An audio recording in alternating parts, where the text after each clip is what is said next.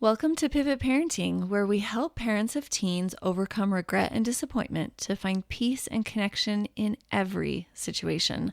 I'm Heather Frazier, your parenting expert. Journey with me to discover effective parenting tips, improve family relationships, and build a brighter future for your kids. Buckle up, things are about to get better. Hey there, my friend. How's it going? I have a busy day today. I'm getting ready to go on a family trip for spring break. Very exciting. We're going to see our son in Asia. And all four of my kids are going to be there. And we're going to go do some really fun stuff and be together. Every family kind of has their thing of how they like to party, right? Like some people have a boat, some people like to go ski. We like to travel in my family, even if it's just here locally in the state of Utah or up to see my parents. It just is fun. And I like to make photo books of our trips. And so I'll create a family folder and everybody dumps their photos in it. And then I'll make a book. And it's like the best ROI on travel because we will look through the books years later and laugh and remember jokes. And one trip that we took, in the book, I did really big margins on all the photos. And then I got some archival pens so that my kids and my husband and I could write comments and little stories and memories of what is in the photo all around it in our own handwriting. And that was really fun. But I digress. I have a lot on my mind today, and I'm excited to be here with you. We're talking about how we can be a safe person for our teen to share. And this is something really common that I hear parents complain about. Now, I just want to let you know that for the month of July, I am going to be dropping coaching episodes. So me and a client or two clients, like a husband and wife or partners, and their parenting dilemmas. So if you want free coaching, I have a couple spots left. You need to be my pen pal in order to come on the podcast, which means get my weekly email. It's called the Midweek Tweak, and I just send out a quick little snippet of something to try, something to be aware of. And I also send out to all my pen pals what is going on in the world of parenting coaching. For example, I am speaking at a summit next week, and there are going to be some bomb speakers, including me, and it's free. And I have sent out to my email list how to get a free ticket to this. The beautiful thing is it's all recorded, so you can watch it at your leisure. There are multiple speakers a day for a whole week, including one of my favorites, Jennifer Finlayson Fife. And it's going to be tremendous. But in order to get the link to get a free ticket, you have to be on my email list. Good news, I don't share my email list with anybody. So it's just me and you. And all you have to do to ask to be on the podcast is hit reply and say, hey, I want to come on the podcast, and here's what's going on with me. So I invite you to go to heatherfrazier.com, scroll down, pop in your first name and your email, and you can come on the podcast. You can get your free ticket to the summit that I'm presenting at, all the good things. All right. How to be a safe person for our teen to share. Let's break this down by using the model that I learned at the life coach school. The circumstance here is your teenager, their life, who they're talking to, who they're not talking to, all the details, right? These are details that can be proved in a court of law. So this is how much they're confiding in you. These are the words they're saying to you, what you saw on their phone, how much your neighbor is talking to their child, all those different things, or your sister, or maybe your child is talking more to your spouse than to you. And we have lots of thoughts around those circumstances. And here are some common ones, but I want you to consider what your specific flavor is. It can sound like they need to talk to me, They need my presence to be successful. I need to know what's going on to feel comfortable so that I can help them. They don't like me if they don't share and confide in me. Notice that one's all about what I think they think of me, which is a fun one. I'm not as good a parent as my sister if they don't talk to me like her son talks to her, which is comparison. Something is wrong that I don't know about. I just know it. This is the worry your parents' classic thought. Or their life would be easier if they would confide in me and listen. They would avoid so much pain. I'm just trying to help them. So many times we want to save our child from unnecessary pain and suffering. But guess what? It is necessary because that's how we learn and grow. So we have some version of our relationship should be better or different than what it is. There's some underlying thought like that if this episode hit a sore spot for you. And then we have feelings that are created by these beliefs, and it's some kind of discomfort. I want you to dial in and see if you can name yours. Some suggestions of ones that I've heard from parents with ideas like this. They are anxious, they're worried, there's a sense of foreboding, there's a sense of shame or feeling like a helpless failure. And all of this is to varying degrees, and maybe you have a slightly different emotion, but I want you to try and dial in and figure out where your brain is and what you're feeling.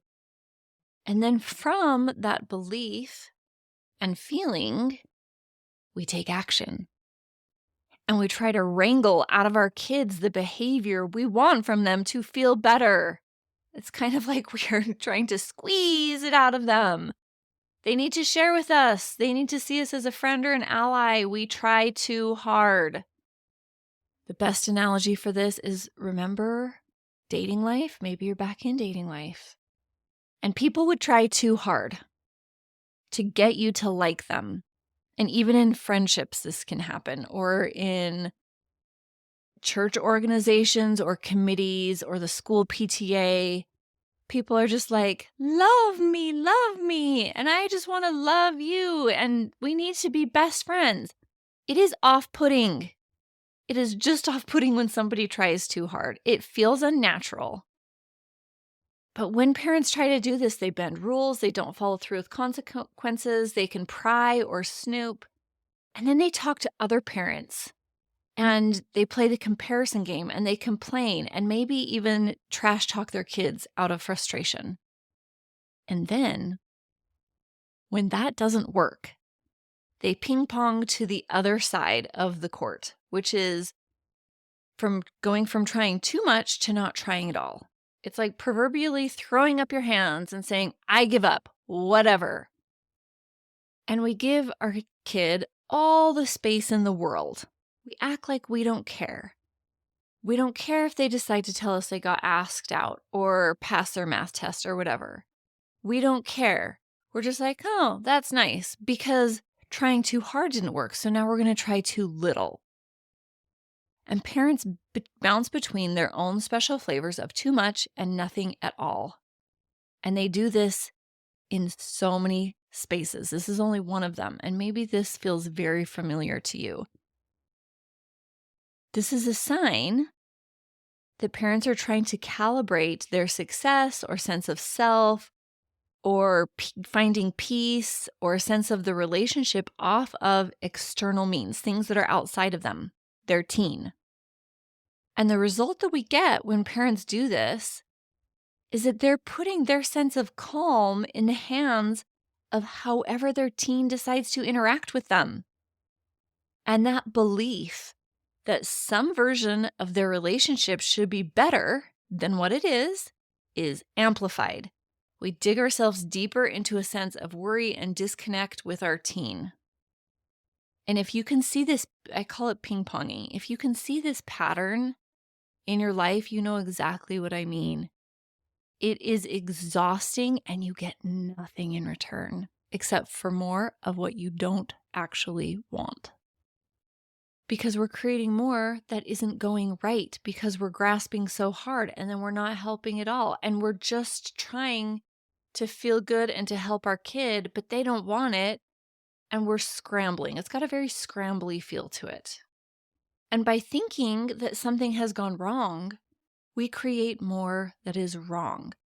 This is chasing butterflies to land on us.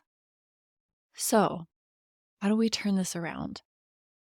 There is one main thing that we have to do. We have to drop the belief or thoughts that our kids should be talking to us more than whatever they're currently doing.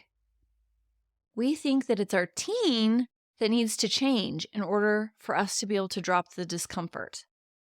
But my friend, this is the hardest way to feel better. It's getting another human to act differently. And we all lie to ourselves, every human, that this is easy. This is the best way to fix the problem. But it's actually the hardest way. And it rarely works. And it never works long term. They might do it for a few weeks. And then it just wreaks havoc on us and our relationships.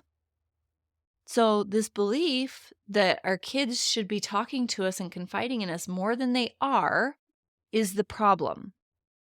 And we have to replace it with the belief that our teen is sharing with us exactly as they should on any given day. And it's not a problem. And they're going to learn exactly how they should. And they owe you nothing. Their life isn't guaranteed to be better if they confide in you.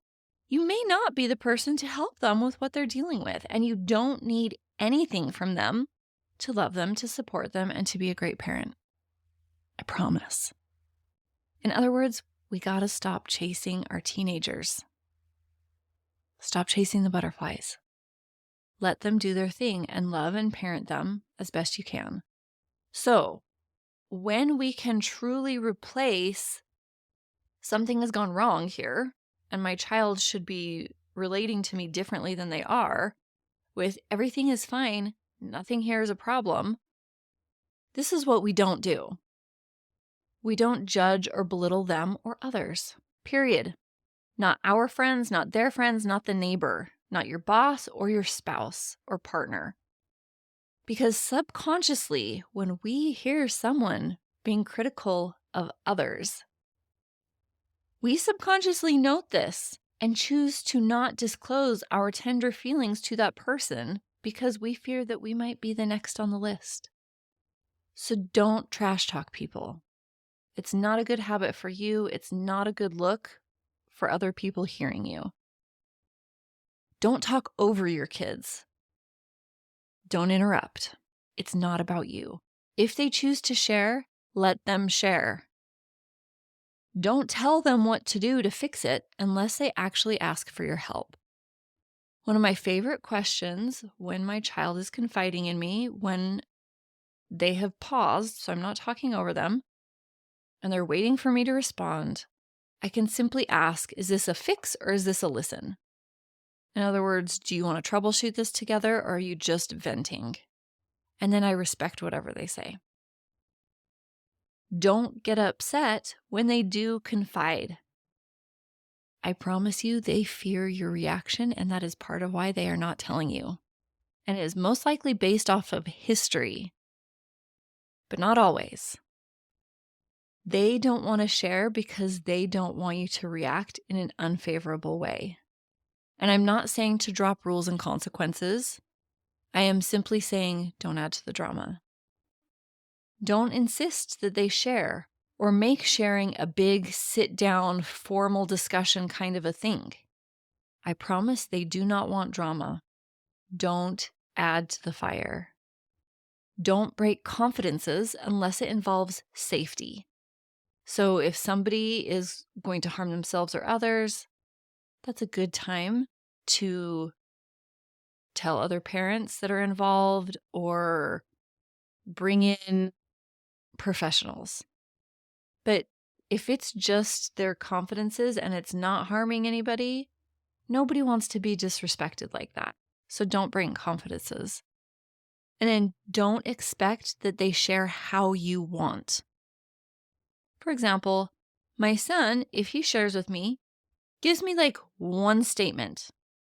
And maybe I can get in like one question, and that's about it, and he's over it. Let it be. just let it be. It is about them feeling comfortable to confide in you, not you getting all of the juicy details that you need to feel better.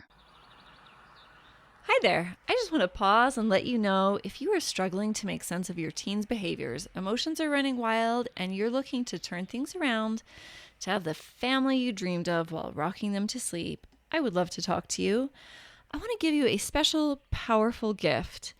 30 minutes with me, my friend. You'll walk away with more confidence, clarity, and understanding of what the issue is and your next best step in resolving any situation you bring to me. It's completely free. I love families and want to help yours be wildly happy and successful. Book this call by visiting my website, heatherfraser.com. Remember, Fraser is spelled with a Z-I in the middle. And don't worry, the link is also in the show notes. I look forward to meeting and helping you.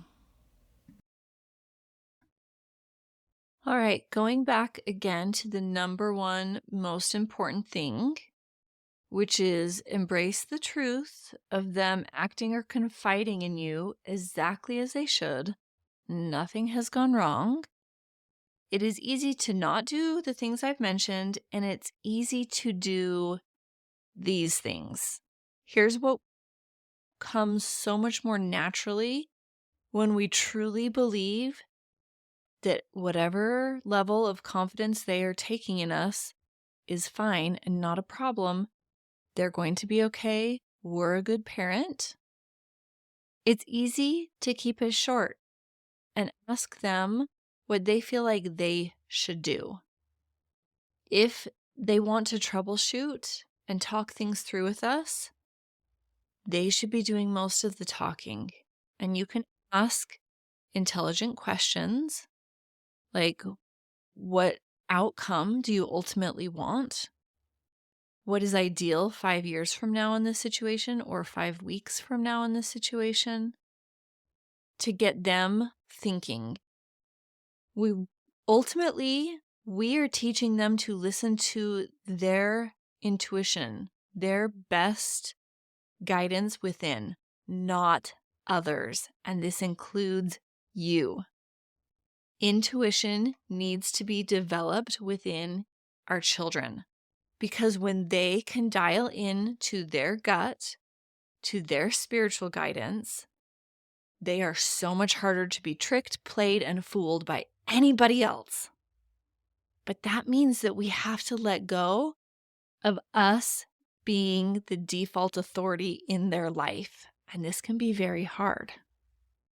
But this is how we teach our children to trust themselves, to trust God, is by letting that go, by trusting them to figure it out. This is probably the hardest one, but it is the best gift that we can give our children, especially when they say, "What should I do?"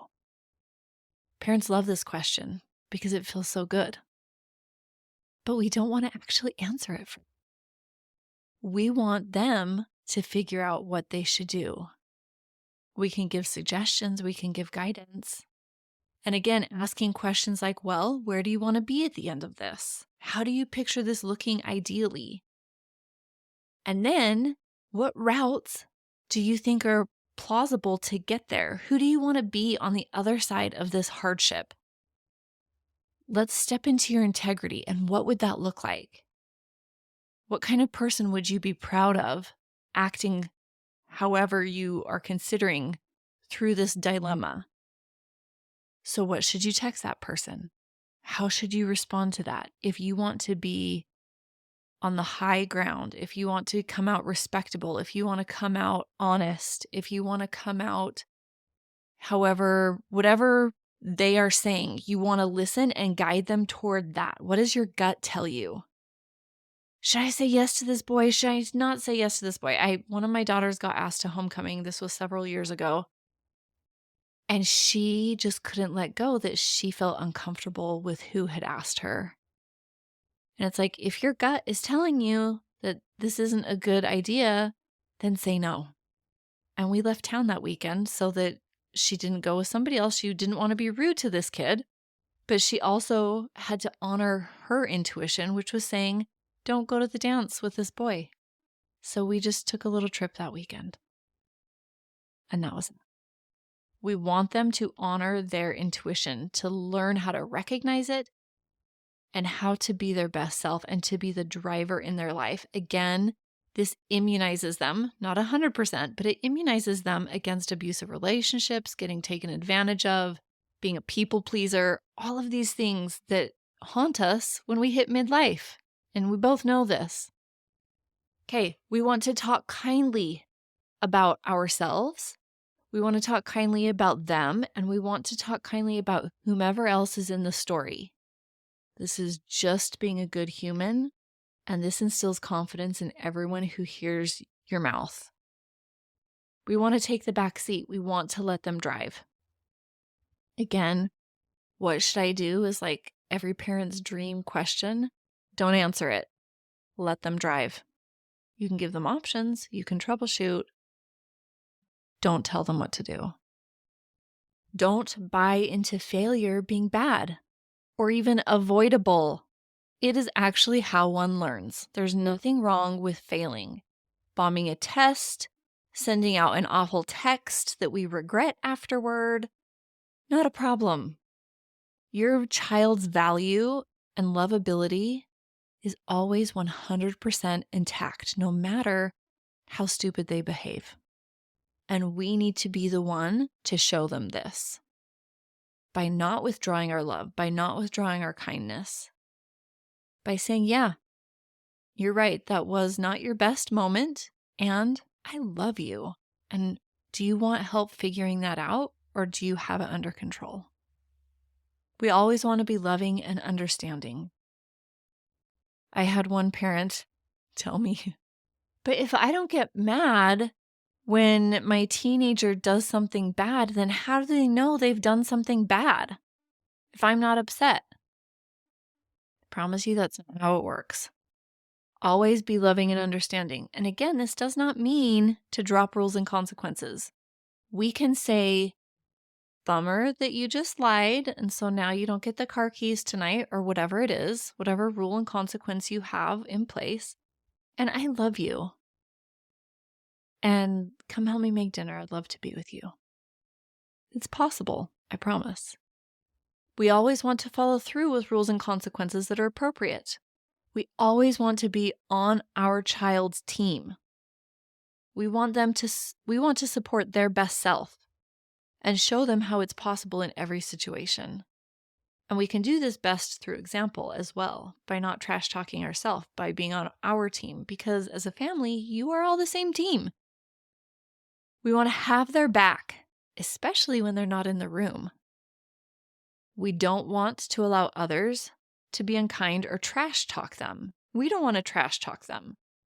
If they're not in the room and you're frustrated with them, that is a you problem to work out, and nobody else needs to hear about it. I promise. Go to them if something needs to be discussed or problem solved.